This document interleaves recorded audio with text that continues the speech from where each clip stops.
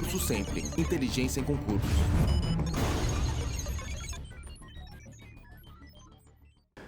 Princípio da eficiência a gente já conversou. Vou passar rápido aqui, ó.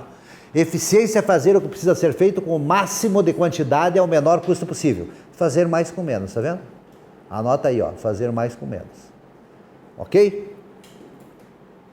No texto, diz assim, ó, nos textos dos livros, não se trata de redução de custo, mas de buscar a melhor relação entre a qualidade do serviço público prestado e o correspondente gasto público exigido. Quer dizer, a ideia não é você fazer economia. Acontece que o cobertor é menor que o frio, tá? Então você tem uma dotação orçamentária e você vai ter que adaptar o atendimento àquela grana. Então não é reduzir custo, é que a grana disponível é pouca. Consequentemente, e eu tenho que atender todo mundo. O princípio da igualdade, né? O princípio da impessoalidade é o seguinte, eu tenho que atender a todos. Então vamos entender bem isso, ó. Estamos com dengue, chikungunya, zika, etc, etc. Você está vendo isso aí na televisão todo dia.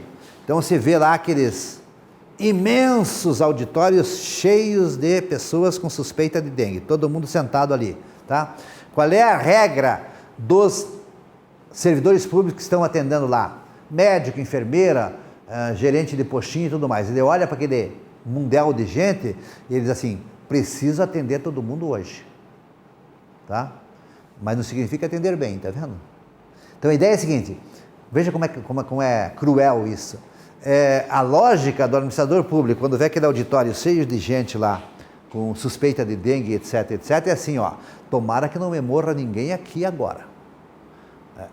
Sob o ponto de vista do agente público, o cara tem que morrer depois de ser atendido, entendeu?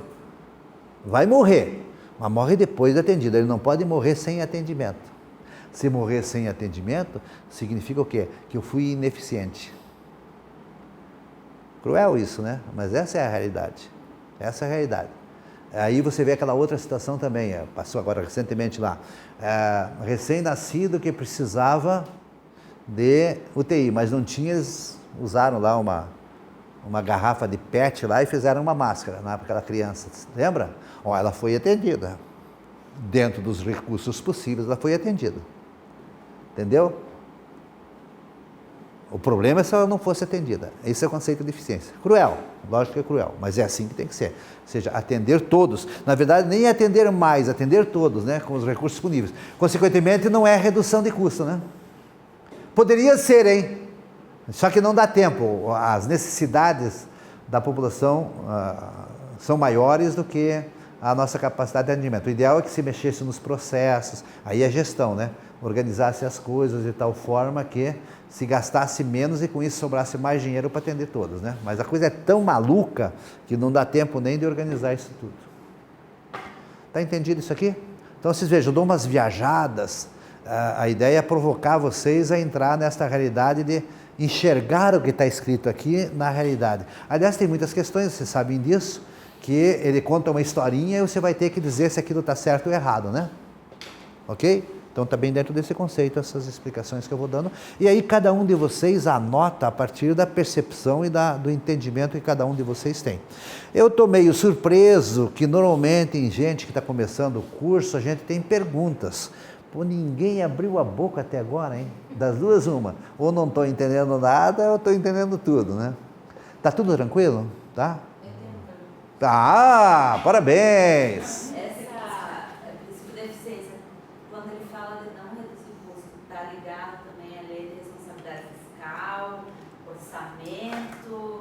Não. Eles não prevêem? Não. Certo? Não, o detalhe é o seguinte, não está ligado nem à lei de responsabilidade fiscal, nem ao orçamento, porque esse negócio é muito interessante, a administração pública ela é muito compartimentada, entendeu?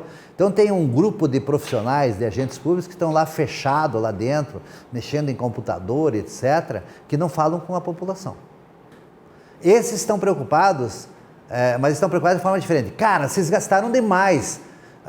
Vai chegar aqui a auditoria, vai chegar aqui a controladoria e vai nos autuar, tá vendo? Ele não está preocupado em utilizar bem, ele está preocupado em não ser multado. Isso me lembra muito uma situação que vocês conhecem bem, está começando a desaparecer agora na geração de vocês, mas vocês certamente têm na família de vocês, pais, tios, avós, etc., que em relação ao cinto de segurança, eles usam cinto de segurança para não serem multados.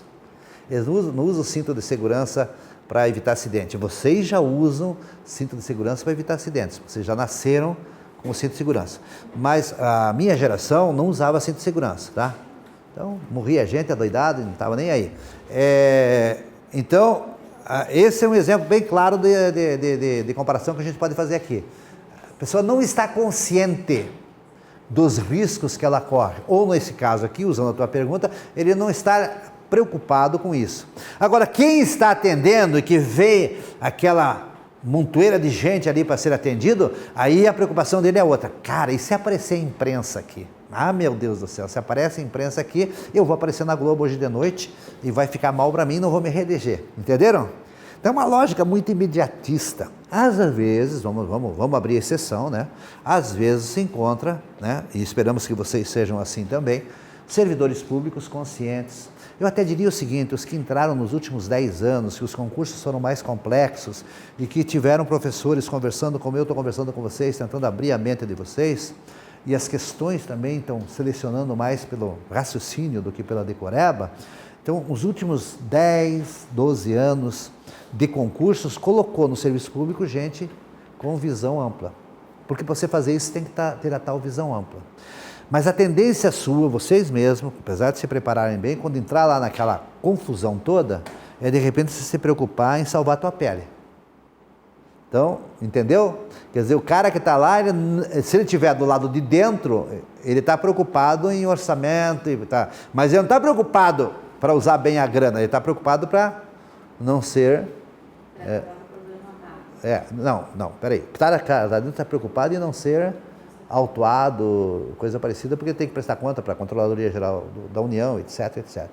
Quem está fora está preocupado em que a imprensa não apareça. Tudo bem, ótimo, né? Antigamente nem isso ele se preocupava, que a imprensa não aparecia, tá? Maravilha, tá muito bom. Mas é um processo, isso vai levar provavelmente mais uns 20, 25 anos. Quando vocês estiverem se aposentando, provavelmente, a coisa vai começar a ficar interessante, tá?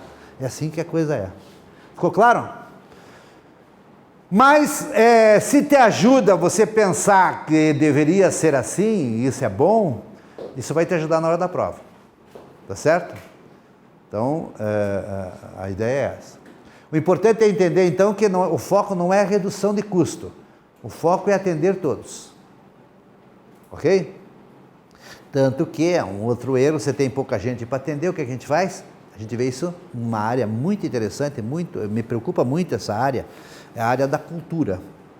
O Brasil está todo estourado, não sei o quê, mas de repente você vê o Ministério da Cultura, a Secretaria da Cultura, a Prefeitura de Estado patrocinando eventos caríssimos, né?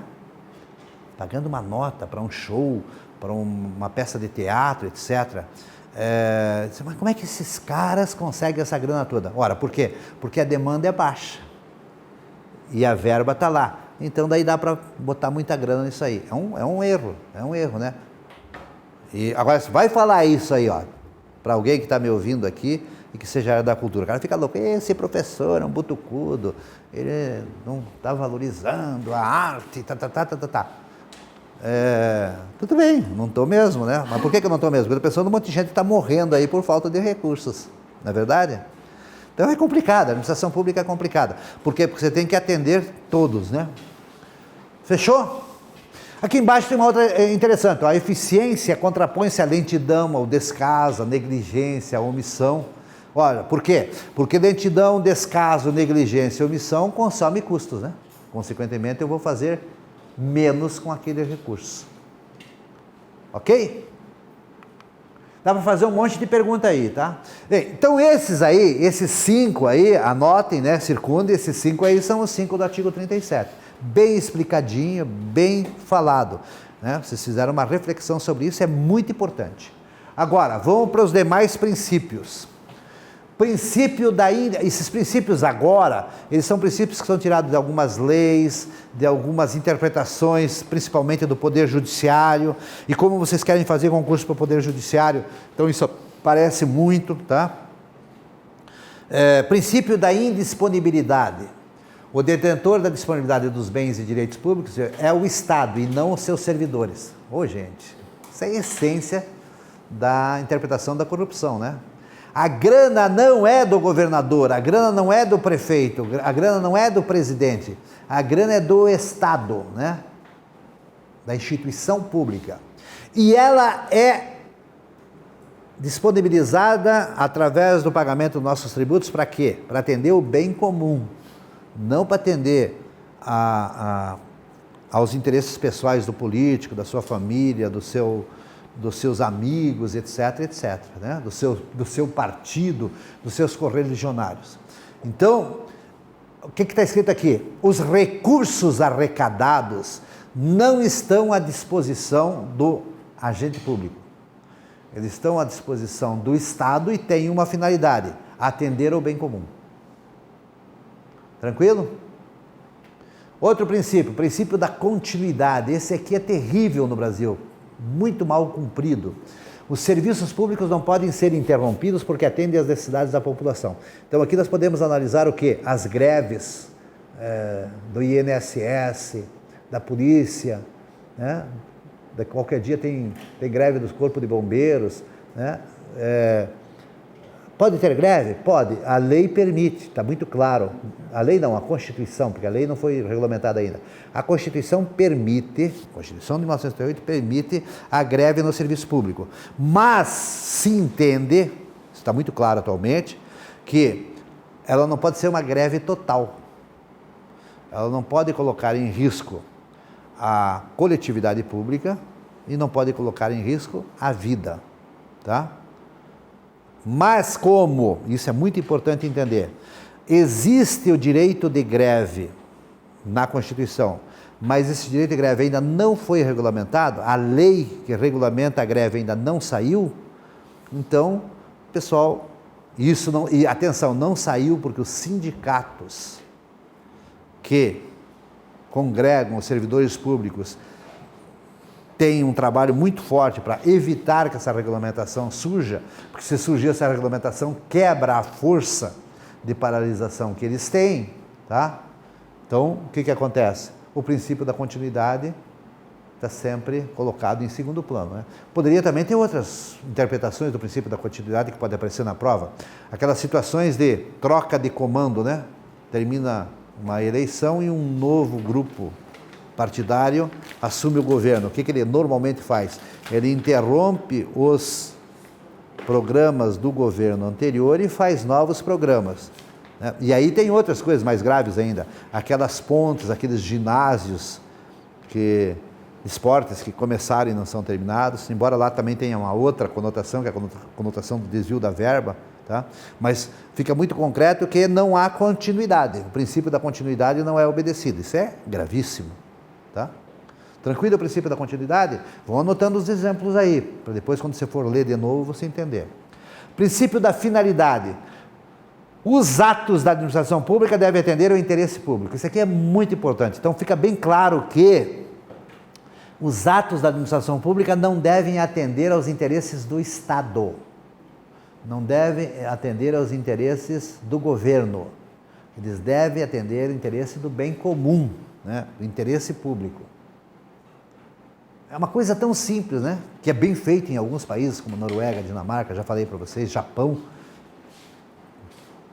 E aqui no Brasil ainda não pegou essa ideia, né? Não pegou essa ideia.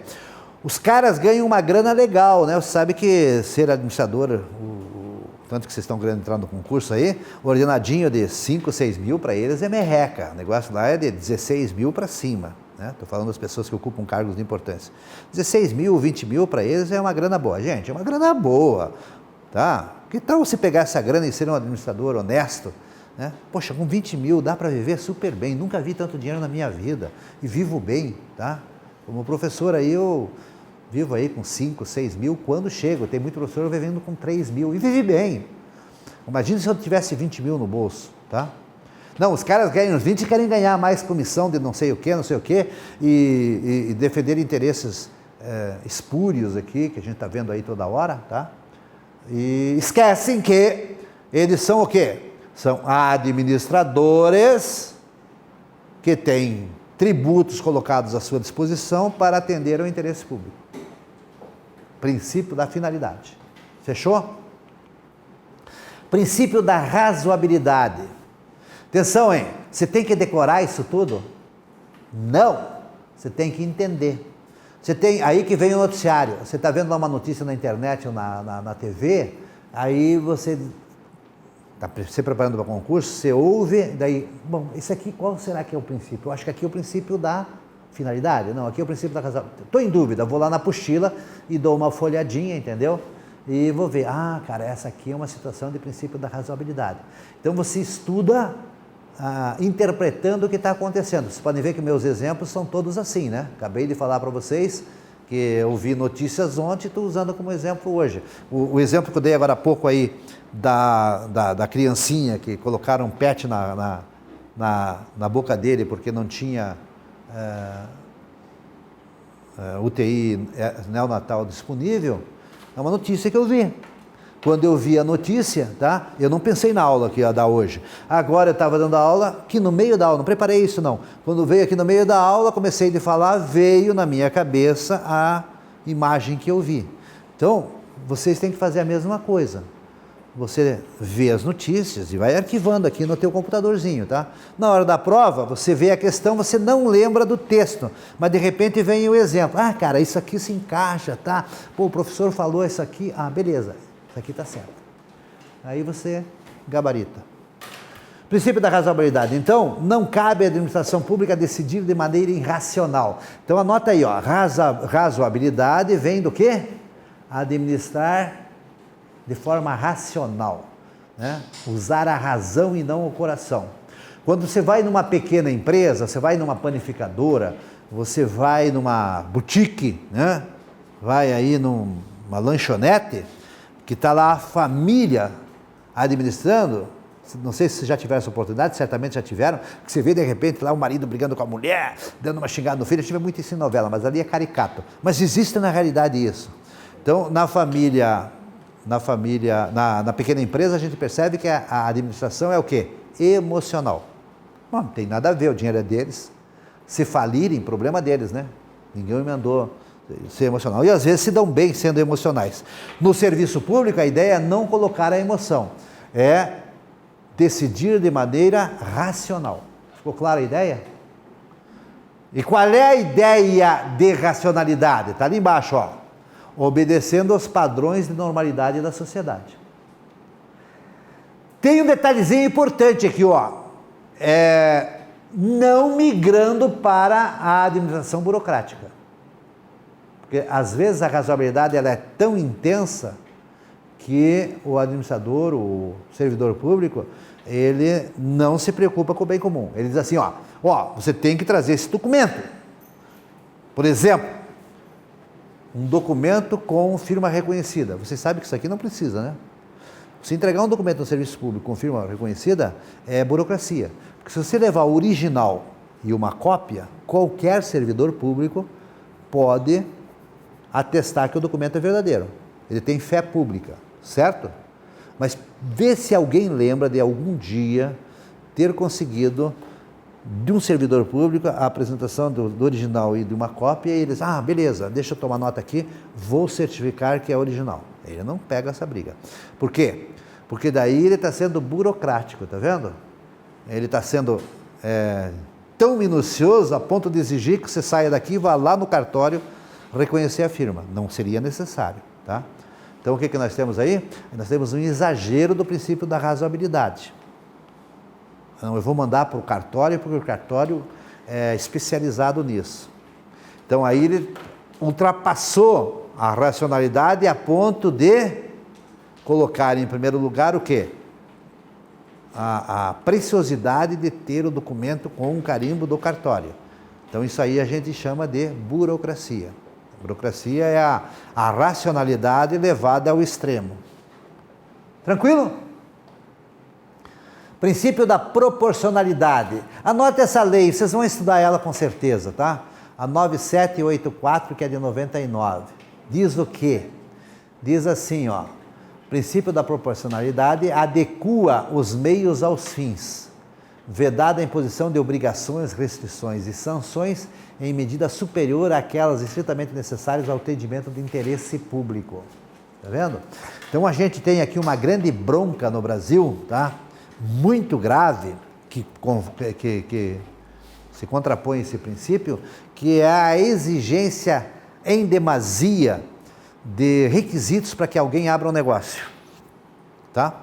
Qualquer um que queira ser empresário, isso é conhecido no Brasil, ele padece para conseguir andar na lei, porque é muita lei, muita certidão, muita isso, muito aquilo, muita exigência. Bom, onde é que a coisa pega? Ora, se nós dificultamos que pessoas interessadas em abrir algum tipo de atividade se estabeleça, nós estamos o quê? Nós estamos contrariando os interesses da sociedade, porque essa pessoa, se for bem no seu negócio, vai empregar 4, 5, 6, 10 pessoas.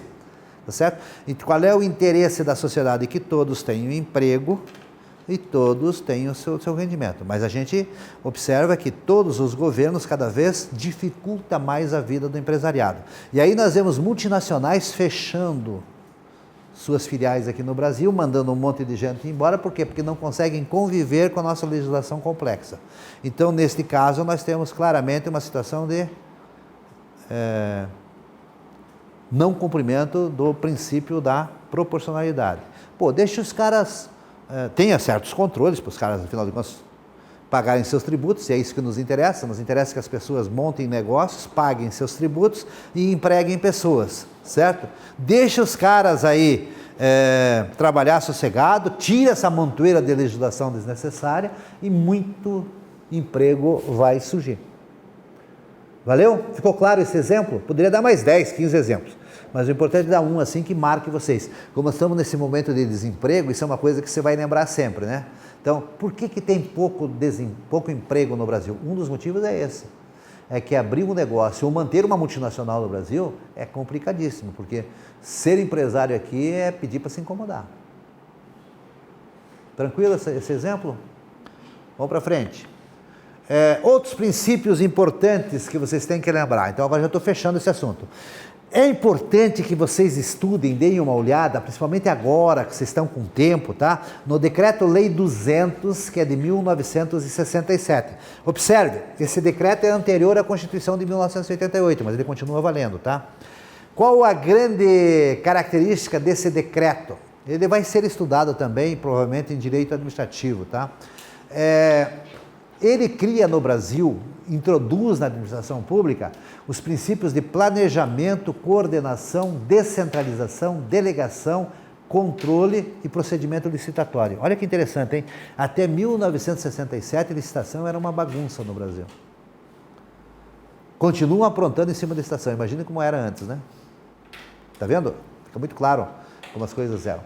Planejamento, nós vamos ter que estudar aqui, lembra? O item 3 tem planejamento. Ele passa a ser cobrado com intensidade, com clareza no serviço público a partir de 1967. Tá?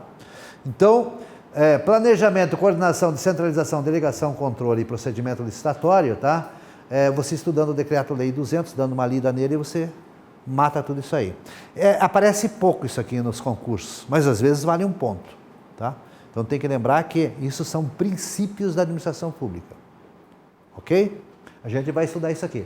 Então aqui, ó, eu não vou ficar trabalhando aqui o que é planejamento, coordenação, descentralização, delegação, etc., porque planejamento, controle, a gente vai estudar. Procedimento licitatório, vocês também vão ter aula sobre isso, tá? Então não vou gastar tempo aqui falando uma coisa que vocês vão ver. O importante aqui que vocês têm que anotar é assim, ó, anota aí, preciso ler o Decreto-Lei 200. E daí se baixa ele e faz as suas anotações aqui. Ficou tranquilo? Beleza? Quanto tempo nós temos lá? 3 minutos? Tá. Então a gente vai encerrar daqui a pouquinho, né? E vamos fazer o intervalo. Bom, gente, então, ó, terminei princípios da administração pública, dando as dicas do que vocês precisam saber sobre isso. Vou fazer agora um resumozinho, aproveitando esses 2 ou 3 minutos para terminar a gravação lá. Primeira coisa, artigo 37. Aqueles 5 são os que mais caem, tá? É a essência desse assunto, tá? Principalmente, está caindo muito o princípio da moralidade. O princípio da moralidade é o princípio mais subjetivo que tem, que é aquela ideia de você equilibrar o que está no princípio da legalidade, é muito claro isso aí na moralidade, equilibrar legalidade com finalidade, certo? Então, isso aqui você tem que saber muito, tá?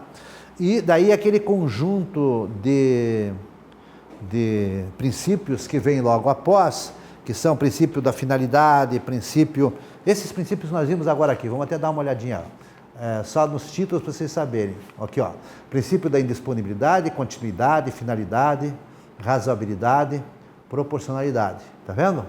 E esses aqui. Se vocês souberem isso aqui, dificilmente vocês vão errar uma questão desse assunto.